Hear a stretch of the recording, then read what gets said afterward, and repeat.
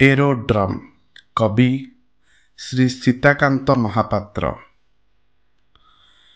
ଆକାଶରୁ ମାଟି, ମାଟିରୁ ଆକାଶ, ବଉଦର କ୍ଲାନ୍ତ ଢେଉ, ଚିକ୍ ଚିକ୍ ରୂପାରଙ୍ଗ ଖରା, ଅରା ଅରା ନିଝୁମ ଆକାଶ, ସନ ସନ ଶୂନ୍ୟତାର ନିରୁଦ୍ବିଗ୍ନ ଇଲାକାରୁ ତଳେ ଦିଶେ ଚରାମାଟି, ପରିଚିତ ନଈ ଛାତି, ଧଳା ଗାର, ନେଳି ଗାର, ଧୋବାତୁଠ ଦଉଡ଼ିରେ ଶୁଖା ଲୁଗା ଢେଉ, ଦୋଳିରେ ଗାଁର ଝିଅ, ଲଙ୍ଗଳ ଠିରିକା ମାଟି, ନଣନ୍ଦର ମୁଣ୍ଡ ବାନ୍ଧେ ନୂଆ ଭାଉଜ ବୋହୂ।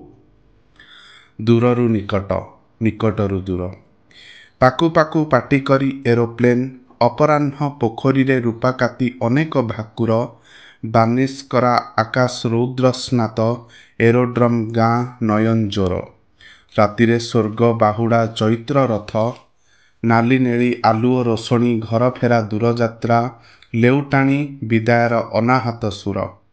ଦୂରରୁ ନିକଟ, ନିକଟରୁ ଦୂର, ଅସରନ୍ତି ବ୍ୟସ୍ତ ଖୋଜା ଏଠି ନାହିଁ ସେଠି ନାହିଁ, ଅତଳ ନିଦ୍ରାରେ ନାହିଁ ଭୟଙ୍କର ଚେତନାରେ ନାହିଁ, ଜୀବନ ଓ ମୃତ୍ୟୁ ଖୋଜି ସ୍ୱପ୍ନ ଜାଗରଣ ଖୋଜି, ରହେ ଖାଲି ଅବଶେଷେ ଅଙ୍କୁରିତ ମୁହୂର୍ତ୍ତରେ ଅତୃପ୍ତିର ଛାଇ।